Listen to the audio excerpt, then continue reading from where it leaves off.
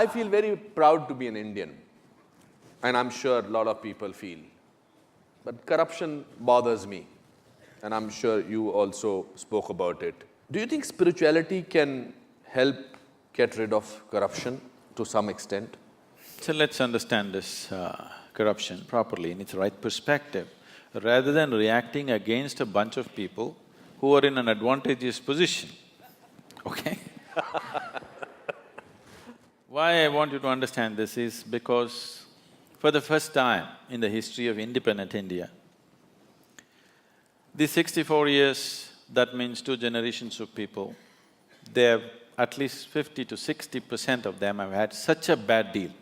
Today you and me will talk all this and go home and eat well. Correct. There's a whole bunch of people, almost 400 million people, who cannot do that. So, if we handle the next 5 to 10 years right, we can change that. It's a tremendous possibility which is on our threshold. There's an economic possibility sitting on the threshold. If we conduct this right, we can change their lives. Those people who have not eaten properly, those children who are malnourished, which have the highest level of malnourishment, those who are not educated, those who don't have opportunities, those who are in that horrible social and economic pit, their lives can change in the next 5 to 10 years if we conduct our act right. Every Indian should understand this. It is not just about economy means stock market. It is about hungry people who will have food on their plate. Economy does not mean stock market, economy does not mean foreign cars coming into India, economy does not mean you wear better clothes or this and that. Improving economy means there will be no hungry children in the country, which is something all of us should do something about. And that possibility is being jeopardized.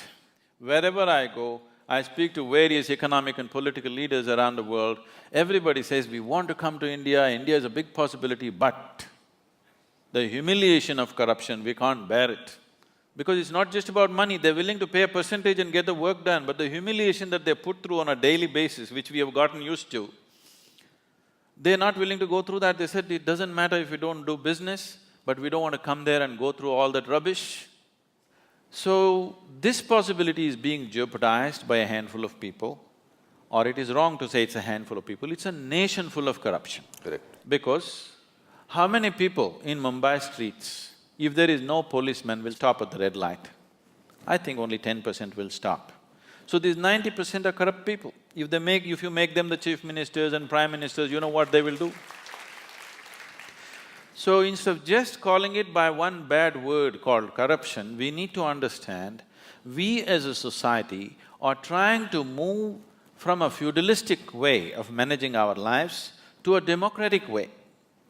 The democratic way has still not sunk into us. So I am saying in our psyche, we are still feudalistic in nature, but we are trying to run a democracy. Democracy will not happen with an active sense of education as to what is democracy, what is the power of democracy, what it means, what is the responsibility of living in a democratic society. This has not been done. We just took democracy from the British and we think if they just put their vote and get their fingers dirty once in 5 years, everything is settled. No, we have not educated people. We are still a feudalistic society acting to be democratic.